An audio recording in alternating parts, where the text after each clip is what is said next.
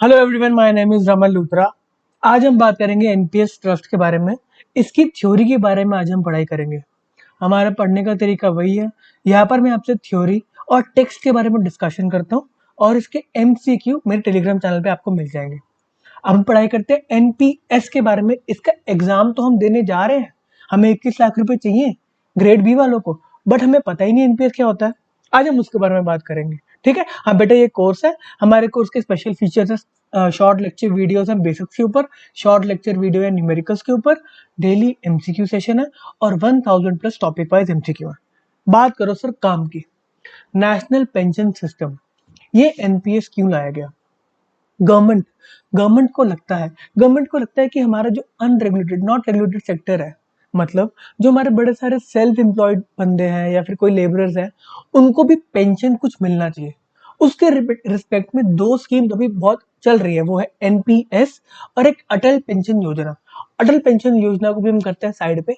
आज हम बात करेंगे एनपीएस के बारे में।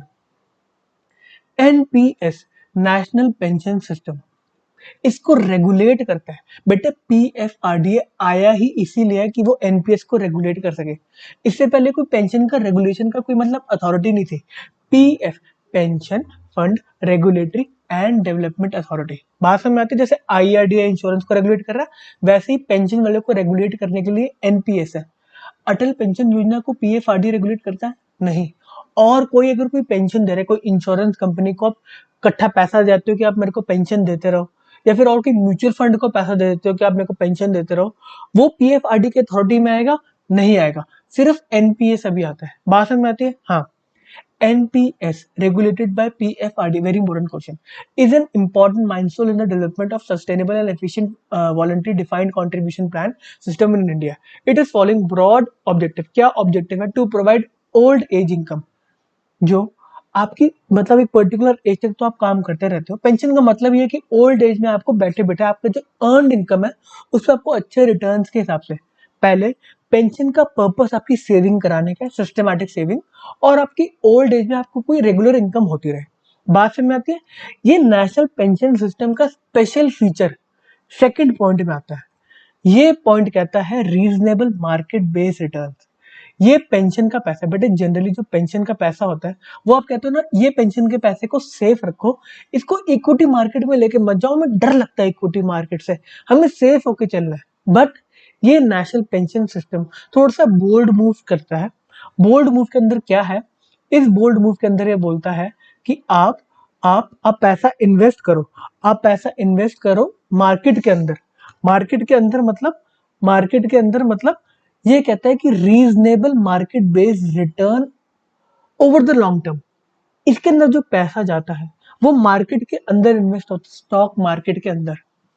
जिस स्टॉक मार्केट के अंदर जो इसको इन्वेस्ट करता है उसके ऊपर एनपीएस नजर रखता है, पीएफआरडीए नजर रखता है कि किस बात में इन्वेस्ट कर रहा है, किस चीज के अंदर इन्वेस्ट कर रहा है। उसके ऊपर चेक रखता है कि फालतू कोई मतलब हाई रिस्की एसेट के ऊपर तो इन्वेस्टमेंट नहीं हो रही, क्योंकि लोगों का पैसा है ये। बात समझ में आती है? हाँ। Third point, extending old age security coverage to all citizens. ये तो नॉर्मल ऑब्जेक्टिव है, बट जो मेन इंपॉर्टेंट पॉइंट है वो यही है कि ये मार्केट के ऊपर जो मार्केट में उतार चढ़ाव हमारे स्टॉक एक्सचेंज में हो रहा है, ये उसको इनकॉर्पोरेट करता है आपके पेंशन के अंदर। मतलब हमारी अगर मार्केट बढ़ रही है तो आगे जाकर आपको जो पेंशन से इकट्ठा पैसा मिलने वाला है एनपीएस से, वो मार्केट आपसे ज्यादा हो सकता है या कम हो सकता है। कोई डिफाइंड रेट नहीं दे रखा। भाषा में आती है। What are the pension plan available in India? India के अंदर पेंशन कैसे आप ले सकते हो?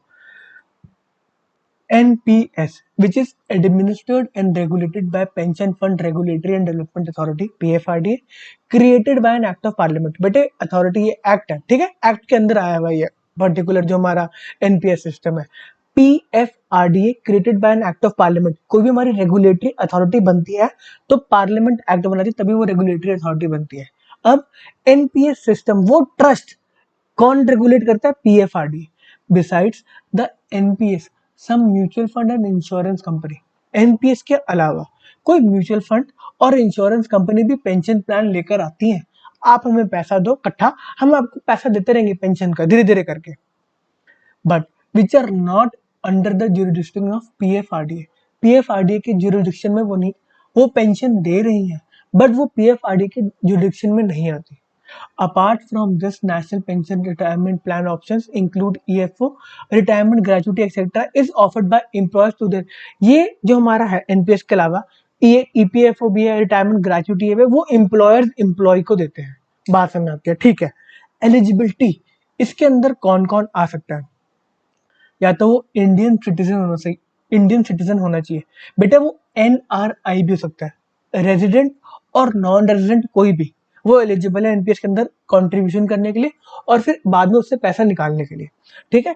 और N overseas citizen of India, ठीक है, हाँ, नॉन रेजिडेंट इंडियन भी हो सकता है और ओवरसीज सिटीजन ऑफ इंडिया भी हो सकता है। सेकेंड पॉइंट आता है, should be age between 18 and 65 year. Very important, very important बेटे, ये 18 ईयर्स तो इंपॉर्टेंट है, उससे ज्यादा इंपॉर्टेंट है 65 ईयर्स का। पहले इसकी एज 60 ईयर्स थी, नोटिफिकेशन लगा के इसको 65 ईयर्स कर दिया गया। मैंने किसी ग्रुप में एमसीक्यू डाला था जिसके अंदर मैंने एज 55 ईयर्स डाल दी थी, बच्चों ने मेरे को बहुत सुनाई थी, ठीक है बेटा, हाँ इसको याद करेंगे, very very important, very very important, ठीक है। Compliance of know your, KYC पूरी होनी चाहिए तभी आप एलिजिबल हो। ये तीन बातों को अगर आप कंप्लाई करते हो तो आप एलिजिबल हो एनपीएस के अंदर अकाउंट खुलवाने के लिए। है, हम एनपीएस में जाके पेमेंट करते रहेंगे और हमें बुढ़ापे में बड़ा पैसा मिलेगा, ठीक है बेटा। हाँ, अगली स्लाइड आती है, what is NPS? NPS is a voluntary, आपकी मर्जी है तो, कोई कंपल्सरी वाली बात नहीं है, defined contribution retirement saving scheme designed to enable the subscriber to make optimum decision regarding their future through systematic saving during their working life। ये थ्योरी वाला पार्ट है। हम अपने वर्किंग लाइफ के अंदर कुछ कुछ इन्वेस्टमेंट्स करेंगे जिससे हमें आगे जाके पेमेंट, मतलब क्या कहते हैं, हमारा पेंशन हमें मिलते रहे हैं। अब इसके अंदर इंपॉर्टेंट बात क्या है, ये है डिफाइंड कॉन्ट्रीब्यूशन रिटायरमेंट। डिफाइन कर, वॉलंटरी तो है बट ये डिफाइन कर दे कि मिनिमम आपको पेमेंट इतनी करनी है। इसके अंदर मिनिमम पेमेंट का रिक्वायरमेंट है जो कि है 500 रुपए पर मंथ, 6,000 रुपए मिनिमम आपको देने ही देने हैं, ठीक है। ये लिखे ने, मैं इनकॉर्पोरेट कर दूंगा नोट्स के अंदर। Under the NPS the individual savings are pooled, हम सबकी जब हम एनपीएस में पैसा देंगे उसको पूल करेंगे into a pension fund which is invested by PFRD. ये पैसा जब ट्रस्ट ले लेती है, पीएफआरडीए इसको इन्वेस्ट करेगी। कैसे? PFRDA regulated pension fund manager, ये जो पीएफआरडीए ने कुछ फंड मैनेजर को अप्रूवल दे रखा है वो इन्वेस्ट करेंगे in diversified portfolio comprising of government bond, bills, corporate debentures and share. मतलब थोड़े से रिस्क, मतलब रिस्क मैनेज करके कुछ गवर्नमेंट बॉन्ड्स, कुछ बिल्स, कुछ अच्छे मतलब इन्वेस्टमेंट्स करेंगे वो, जो आपको एफडी से ज्यादा रेट ऑफ इंटरेस्ट देंगे ऑब्वियसली, तभी आप इस पर्टिकुलर चीज के अंदर जा रहे हैं। अब ये फंड मैनेजर है, इसको पीएफआरडीए रेगुलेट करता है, तो ये मतलब कुछ उल्टे सीधे काम नहीं कर सकते। हमारा ये फंड मैनेजर की ऑडिट्स तो होगी बट ये एक रेगुलेटरी अथॉरिटी भी इनके ऊपर देख रही है कि आपने जो लोगों का पैसा ले रखा है उसको आप ढंग से इन्वेस्ट कर रहे हो। बात समझ में आती है? These contribution would grow and accumulate over the year depending upon the returns earned on the investment made. बात हमें समझ में आती है। At the time of normal exit, exit के ऊपर एक और पर्टिकुलर स्लाइड है बट यहाँ पे क्या लिखा हुआ हम पढ़ते हैं। At the time of normal exit from NPS, the subscriber may use the accumulated pension fund wealth under the scheme to purchase life annuity from PFRDA। Annuity का क्या मतलब है? जो भी पैसा इकट्ठा हुआ, हम पीएफआरडीए को ही बोल रहे हैं कि ये पैसा आप रख लो, हमारे जब 65 या 70 ईयर्स कंप्लीट हो जाएंगे, ठीक है, जब तक हमने पैसा दे रखा है, हम उसको बोलेंगे ये तो लमसम हमें पैसा दे दो, या आप इसकी एन्युटी बांध दो। एन्युटी मतलब हमें, मतलब ईएम, मतलब क्या कहते हैं, मंथली कुछ पेमेंट करते रहो हमारी पूरी जिंदगी तक। At the time of normal exit from NPA, the subscriber may use the accumulated pension wealth, जो हमने सारा पैसा दे दे के accumulate किया अपनी wealth को, under this scheme to purchase, हम उनसे ही परचेज कर रहे हैं life annuity from PFRDA empaneled life insurance company, apart from withdrawing a part of accumulated pension wealth as lump sum if they choose so। हमने कुछ पैसा withdraw कर लिया और कुछ पैसे को हमने बोला इसकी एन्युटी बना दो, हमें मंथ के मंथ थोड़ा थोड़ा कुछ ना कुछ छोटा छोटा पार्ट देते रहो। बात समझ आती है? ये पीएफआरडी की एम्पैनल्ड, जो इंश्योरेंस कंपनी पीएफआरडी में एम्पैनल्ड होगी, मतलब कोई रेगुलेटरी अथॉरिटी वहां पे ध्यान रख रही है। पीएफआरडी एनपीएस को भी ध्यान रख रहा है, फंड मैनेजर्स पे भी ध्यान रखना है, और जो इंश्योरेंस कंपनी आपको एन्युटी देगी एन्युटी भी आपके सिलेबस में है, इसके ऊपर भी लेक्चर बनता है। अभी आपको जो इंश्योरेंस कंपनी एन्युटी देगी, आपको महीने का महीने पेमेंट करेगी, वो भी पीएफ आरडीए देख रहा है कि ये सही कर रहे हैं नहीं कर रहे हैं। तो हमें ट्रस्ट देने के लिए पीएफ आरडीए आ रखा है। बात समझ में आती है? हाँ, हमें समझ में आती है। NPS offer following important feature to help us save for retirement. Theory वाली पार्ट हम पढ़ते हैं। You will be allotted a unique permanent retirement account number. जैसे आपका permanent account number PAN number होता है, वैसे ही इसके अंदर एक परमानेंट रिटायरमेंट अकाउंट नंबर आता है। Permanent retirement, very important definition, very important full form, इसकी फुल फॉर्म आ सकती है permanent retirement account number. This unique account number will remain the same for the rest of your life. You will be able to use this account and this unique प्रान, इसको हम प्रान बोलते हैं, from any location in India.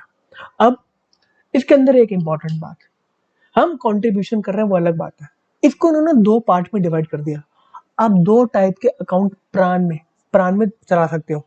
एक tier 1 pension account, इसके अंदर जो हम पेंशन की बात करें कि हमारा पेंशन एक्यूमुलेट होता जा रहा है, एक पर्टिकुलर एज के बाद हमें वो पैसा वापस मिल जाएगा। किस फॉर्म में? कुछ पैसा हम ले लेंगे और कुछ एनुअटी बांध देंगे। बात समझ में आती है? इसको बोलते हैं हम tier 1 pension account, normal pension account. इसके अंदर आप विड्रॉ नहीं कर सकते। You will contribute your saving for retirement into this non withdrawable account. इसमें से पैसा विड्रॉ नहीं कर सकते आप, आपको पेंशन के लिए आएगा, पेंशन के लिए ही इसको यूज करना है। एक और अकाउंट आता है जिसके नाम में ही सेविंग है, tier 2 savings account. Savings account का मतलब हम जब मर्जी पैसा निकाल सकते हैं। This is simply a voluntary saving facility. You will be free to withdraw your saving from this account whenever you wish. इसके अंदर पैसा सेविंग की तरह पड़ा है, आप जब मर्जी जाकर उससे पैसा निकाल सकते हो, बट इसके अंदर कोई इन्वेस्टमेंट नहीं हो रही, एक तरह का सेविंग अकाउंट ही है। चलो जी, हमें समझ में आता है। Under the NPS, individual saving is pooled in a pension fund which is invested. But same बात आ गई, जिसके अंदर ये पूरे इन्वेस्टमेंट को पूल करते हैं और क्या कहते हैं, इसको इन्वेस्ट करते हैं। सेम बात नीचे भी लिखी हुई है। हम आगे बढ़ जाए? हाँ, हम आगे बढ़ जाते हैं। अब एनपीएस के आर्किटेक्चर के बारे में पढ़ाई कर रहे हैं। NPS is based on personal requirement account created for individual members. हमारे जैसे लोगों के लिए पर्टिकुलर क्रिएट किया गया NPS. NPS accumulate saving into subscriber PFRA while he is working and the use of accumulation at retirement to procure a pension for the rest of his life. इसका purpose क्या है? हम and में retirement के लिए इस पैसे को यूज करेंगे। NPS architecture consist of NPS trust. सबसे पहले एनपीएस ट्रस्ट है जिसको हम पैसा देते हैं, जो हमारे इन्वेस्टमेंट के लिए प्रोफेशनल फंड मैनेजर जिसके पास है, which is interested with safe guarding subscriber. हम सब्सक्राइबर हैं, हमारे इंटरेस्ट को सेफ गार्ड करेगा। हम एनपीएस के थ्रू पैसा इन्वेस्ट कर रहे हैं। A central record keeping agency which maintains the data and record. NPS Trust, which is entrusted with the safeguarding of subscriber interest, a central record keeping agency. ठीक है बेटा, भाषा में आती है? हाँ, which maintains data and record. इसकी एक एनपीएस हमारा ट्रस्ट है जिसको हम पैसा दे रहे हैं, एक हमारा सेंट्रल रिकॉर्ड कीपिंग एजेंसी है। हमारे इस केस के अंदर a central record keeping agency is NSDL. NSDL के बारे में आपने बहुत ज्यादा सुना होगा, हमारा पैन वैन सारी इन्फॉर्मेशन यही रखता है, एनएसडीएल। अब इसके अंदर एक और बात आती है कि हमारा एनपीएस क्या क्या करता है, हमारा इंटरेस्ट को सेफगार्ड करता है, सेंट्रल रिकॉर्ड कीपिंग के साथ ध्यान रखता है, और point of presence and aggregator as collection and distribution arm, इनके ऊपर भी ध्यान रखता है। Point of presence and aggregator क्या है? जब आप एनपीएस में एनरोल कराते हो, अब अपने आसपास के क्या कहते हैं कमर्शियलाइज बैंक में चले जाते हो, तो वो आपका एग्रीगेटर है। और अगर बैंक के अलावा भी अगर कोई और बंदा सर्विसेज दे रहा है एनपीएस के बारे में, तो उसको हम पॉइंट ऑफ प्रेजेंस, इसका बेटे पर्टिकुलर लाइसेंस होता है, तो आपको पॉइंट ऑफ प्रेजेंस उसको बोलते हैं। कोई भी म्यूचुअल फंड ये वो सब पीओपी हो सकता है। बात समझ में आती है? हाँ। कंपीटिंग पेंशन फंड मैनेजर, ओहो ठीक है बेटा, उन्होंने बोला सब्सक्राइबर का इंटरेस्ट को ध्यान रखेगा।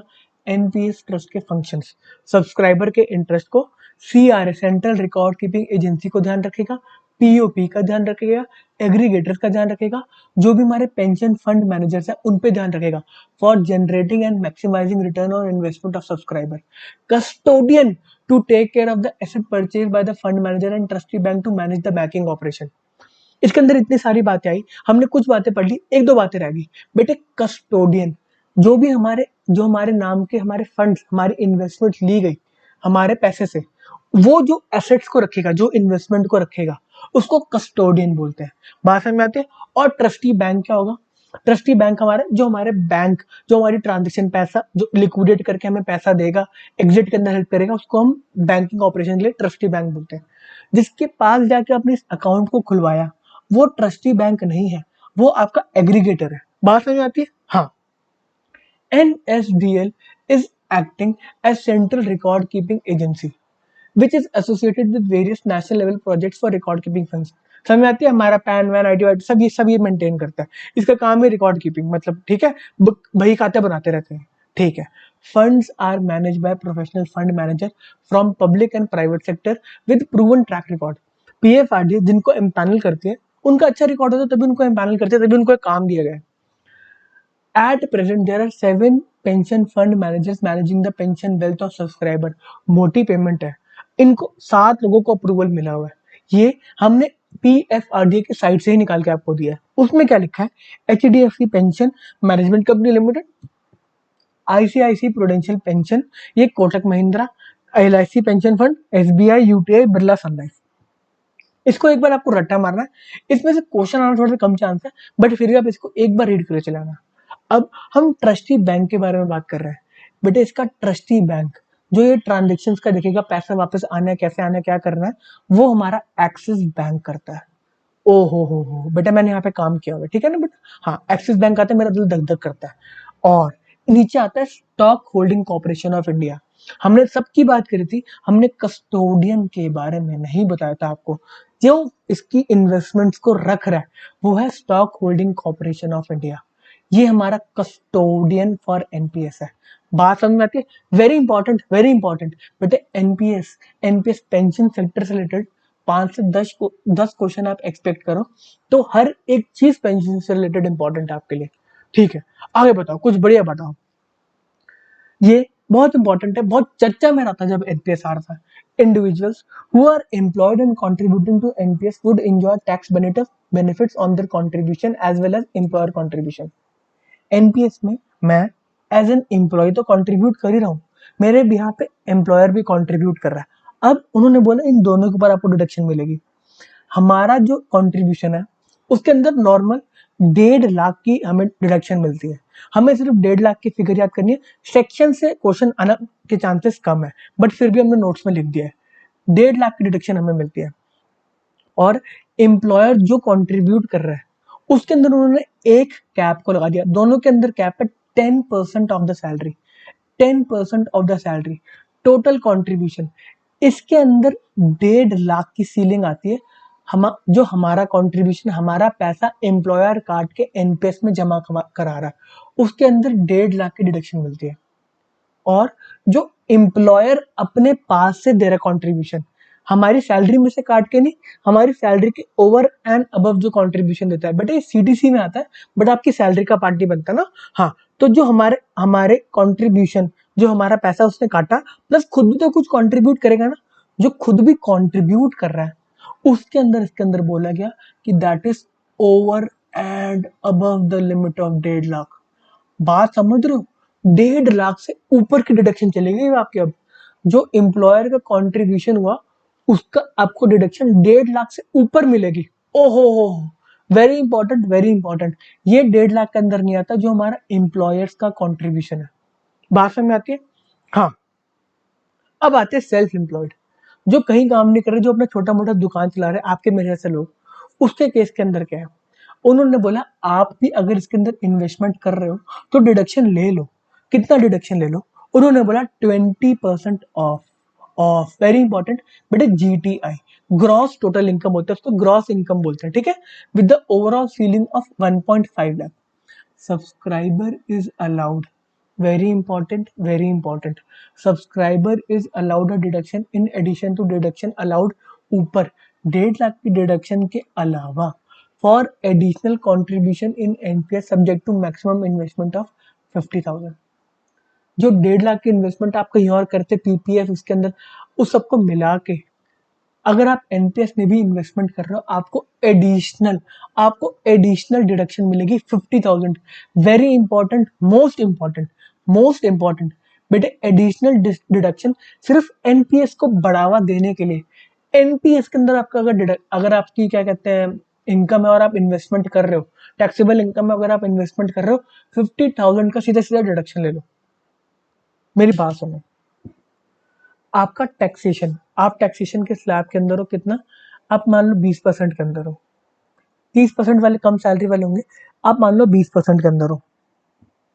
तो अगर आप ये इन्वेस्ट करोगे 50,000, तो आपको सीधा सीधा 10,000 रुपये का टैक्स का बेनिफिट मिल गया। आप इस पे कितना कमाओगे क्या नहीं कमाओगे वो तो बात की बात है। आज के आज आपको 10,000 का बेनिफिट तो मिल गया ना, तो आपको दिखने सुनने में तो अच्छा लग रहा है ना। आज आप गवर्नमेंट को पे कर देते टैक्स 10,000 का, चला गया गवर्नमेंट के घर, क्या दिक्कत है। बट अगर आप 50,000 पे एनपीएस में दे दोगे, तो आपका वो 10,000 रुपये जो गवर्नमेंट के घर जाना था 20% टैक्स के हिसाब से, वो बच गया और आपका पेंशन के लिए जमा हो गया। प्लस इसके अंदर हमारे रिटर्न्स अच्छे आते हैं। बात समझ में आती है? हाँ, क्योंकि मार्केट से लिंक्ड है। चलो जी, हमें इतनी बात समझ में आती है। आज की हमने सारी बातें पढ़ ली एमपीएस से रिलेटेड। आज की बातें भाई एग्जिट करना, बस बहुत हो गया, हमारा काम खत्म हो गया। At any point time before 60 years हमें हमें इच्छा नहीं हो रही, हमें पैसा वापस चाहिए। 60 साल के हुए नहीं हम, बट हम फिर भी विड्रॉ करने आते हैं। You would be required to invest at least 80% of the pension wealth to purchase a life annuity.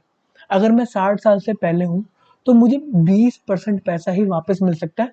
बाकी 80% से मेरे को एक एन्युटी परचेज करनी पड़ेगी। आईआरडीए जो इंश्योरेंस वाले जो एम्पैनल्ड है, उनसे मेरे को एन्युटी लेनी पड़ेगी। एन्युटी का मतलब मेरे को मंथली क्वार्टरली या ईयरली कुछ ना कुछ वो पेमेंट बांध देंगे। बात समझ में आती है? ये रूल है, इससे ज्यादा आप कर ही नहीं सकते। You would be required to invest at least 80% of the pension wealth to purchase a life annuity from any IRDA regulated life insurance company. बात समझ में आती है? Rest 20% of the pension wealth may be withdrawn as lump sum. बेटे 20% आप घर ले जाओ, 80% इन्वेस्ट कर दो अगर आप 60 साल से पहले हो। ऑन अटेनिंग, बेटे 60 साल के हो गए, आप 60 साल के हो गए, आप बुढ़े वृद्ध हो गए, आपका बेटे डीटीसी में पास बन गया। At the exit, you would be required to invest minimum 40% of the accumulated saving pension wealth to purchase a life annuity from IRDA regulated life insurance. बेटे एम्पैनल्ड भी है, IRDA regulated life insurance company तो लिखा हुआ है, side में लिखा हुआ है ना बेटा, एम्पैनल्ड विद PFRDA, मतलब PFRDA, IRDA भी इनके ऊपर ध्यान रख रहा है और PFRDA भी इनके ऊपर ध्यान रख रहा है, दोनों बंदे इनके ऊपर ध्यान रख रहे हैं। You may choose to purchase an annuity for a amount greater than 40%। 40% minimum है, इससे ऊपर की अगर आप एनुटी लेना चाहते हो, 100% की एनुटी बनाना चाहते हो, 100% की बना लो। The remaining pension wealth can इधर be withdrawn in lump sum on attaining the age of 60। मतलब जब आप 60 के हुए, आपके पास ऑप्शन है। ऑप्शन क्या है? आपको 40% का अमाउंट की तो एनुटी लेनी पड़ेगी। अगर आपके 1 करोड़ रुपए इकट्ठे हो गए, तो आपको 40 लाख इंश्योरेंस कंपनी से एनुटी लेनी पड़ेगी, जो आपको पेमेंट इंटरवल पे पेमेंट करते रहेंगे। और 60 लाख रुपीज आप विड्रॉ करके लेके जा सकते हो। और ये मिनिमम लिमिट है 40 लाख की। आप चाहे तो 1 करोड़, 80 लाख, 1 करोड़, जितने मर्जी का आप पूरा अमाउंट, 100% अमाउंट की एनुटी बांध सकते हो। अब एक थर्ड केस आता है, बट बंदे की डेथ ही हो गई, कोविड हो गया, death due to any case. In such an unfortunate event, option will be available to the nominee to receive 100%। एक केस के अंदर 100% अमाउंट मिलेगा। बेटे जब हम मर जाए ना, हमें नहीं देंगे 100%, हम मर जाएंगे तो हमारे पीछे किसी और को दे देंगे, पैसा हमारा, हम मर गए, किसी और को 100% दे दो। इन सच एन अनफॉर्चुनेट इवेंट, ओहो, option will be available to nominee to receive 100% of the NPS pension wealth in lump sum. However, if the nominee wishes to continue with the NPS, he shall have to subscribe to NPS individually after following due KYC procedure। उन्होंने बोला उसको continue करना है, तो वो अपना KYC करा के इसके अंदर कंटिन्यू करवा सकता है। बात समझ में आती है? एनपीएस के रिलेटेड मोटी मोटी इतनी ही बात है। हम अगले लेक्चर में अटल पेंशन योजना के बारे में बात करेंगे। इस पर्टिकुलर लेक्चर के एमसीक्यू आई विल ट्राई आपको कल मिल जाए मेरे ग्रुप के ऊपर, ठीक है। आज के लिए इतना ही। जिसको मेरे से कनेक्ट होना है वो टेलीग्राम पे कनेक्ट हो सकता है, मेरे को मेल कर सकता है, मेरे को फोन कर सकता है। चलो जी, बाय बाय, आज के लिए इतना ही।